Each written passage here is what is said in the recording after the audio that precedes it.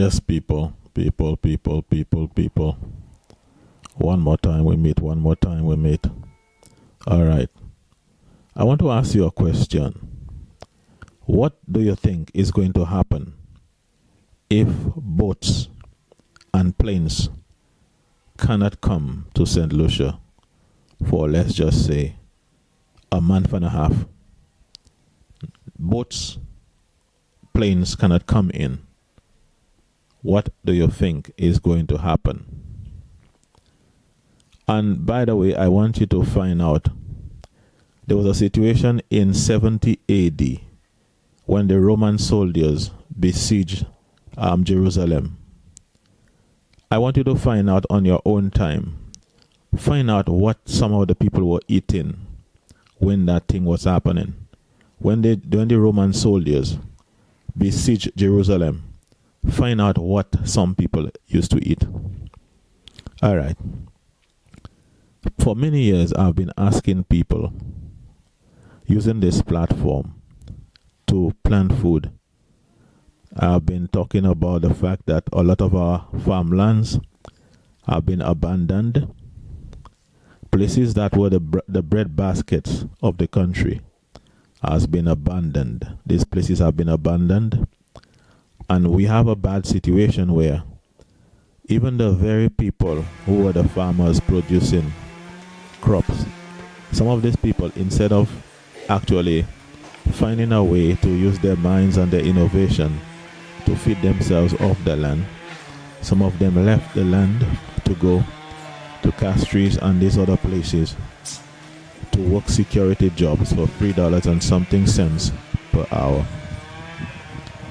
And if these people had just stayed in farming, they would have been producing more revenue to take care of themselves and their families. It is very important that we bear in mind, that we remember that we do not have gold that we know of in the country. We do not have petroleum that we know of in the country.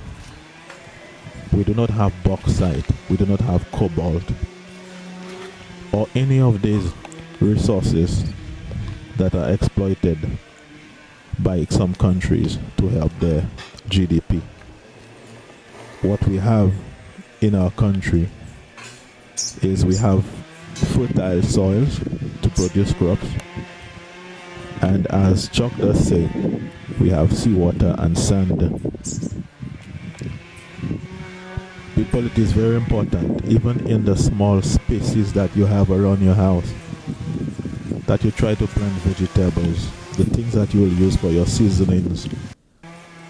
If you can fit in a plantain plant, some dashing, or some sweet potato or some other thing, try to plant those things. And if you have excess, you can sell the excess, you can give a few to your neighbors or something. But we cannot depend on feeding ourselves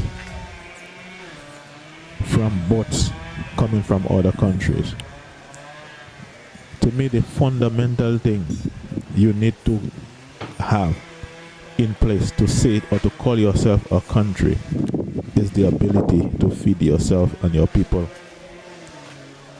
It is very important, people, that we learn how to prepare different dishes out of the local produce that we have.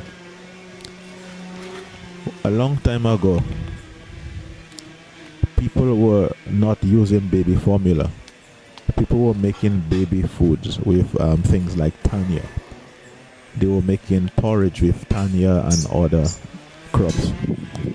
There was one time the Prime Minister Philip J. Pierre told the people to learn to prepare different dishes with bananas, and they made a mockery out of that. They laughed, which I find is the height of foolishness, for people to be laughing at something that is so important, something that is so necessary, something that should have been done long time ago.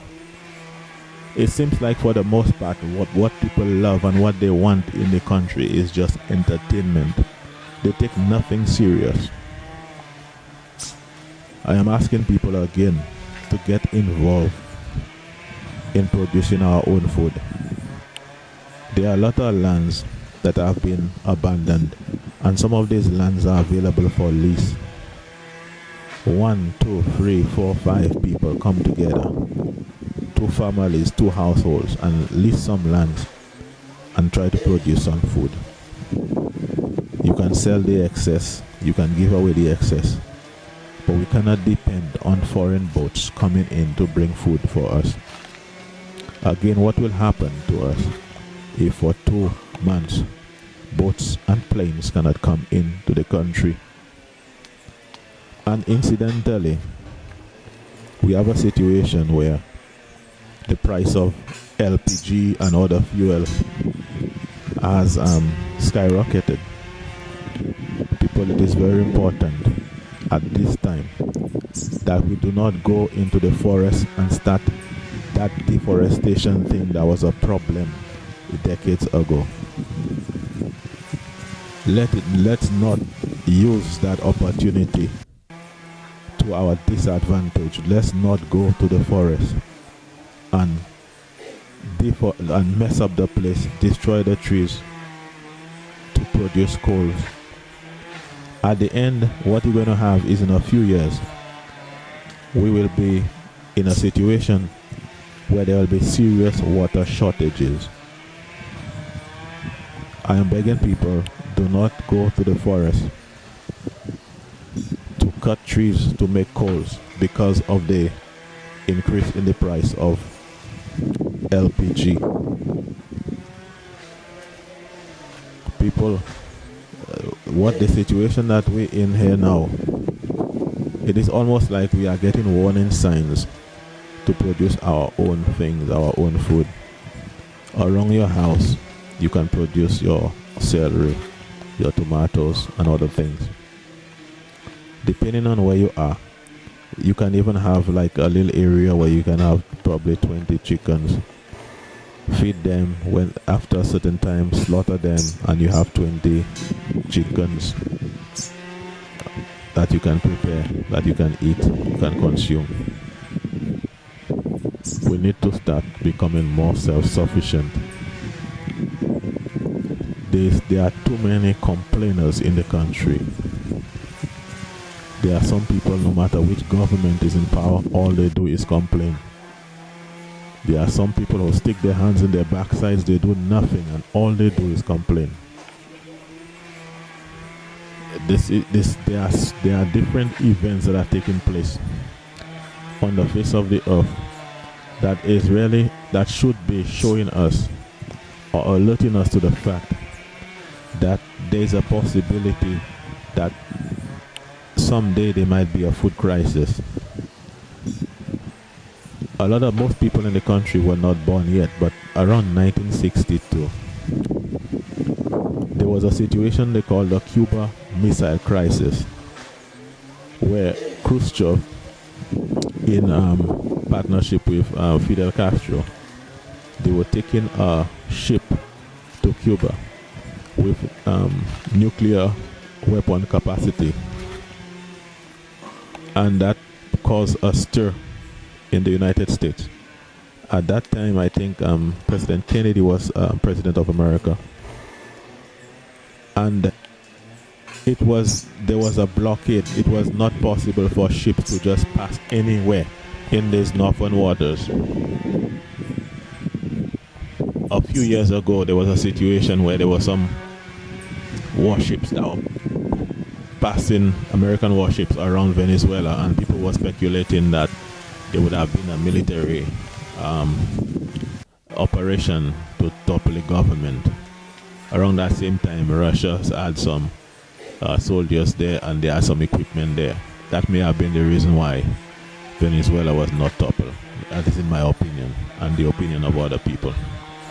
But I'm saying all of that to say that there are superpowers in the world who will try to flex their muscles and their might, and their playground is the sea and the air, and they will try to take over the sea and the air, and the boats that would normally transport your food will not be at liberty of passing through the waters.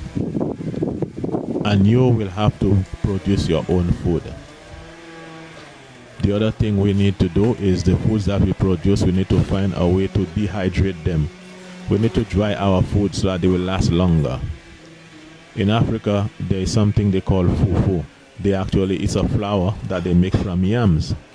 Now, when you make the flour out of yams and plantain and those things, they can last longer, sometimes 6 months or even more.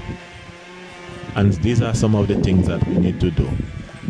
And we do not need to wait on governments to do those things. These are things that you can do at your home by yourself. Stop depending on governments. That may not be the priority of these governments. So I'm saying, people, I have better things to do than to just come there and be talking about those things. Because some people believe that people just have time to just come and talk. There is a reason why I'm asking people to start planting their own foods. There is a reason why, for the most part, this channel is dedicated to encourage people to do things that are productive and self-sustaining. Grow your own food. It is time. Grow your own food. All we have: seawater, sand, and fertile soils. Grow your own food. Stop spending all your time on political talk. Stop spending your time sitting down doing nothing. People with their hands in their backsides, and all they do is talk about la pan travail, pan travail, pan travail, pan travail. Your hand is in your backside every day. You sit on your backside and you just complain. Panita high, regardless of which government is in power, which party is in power. Panita high. People, the soil is there. Plant your own food. Keep the fire burning.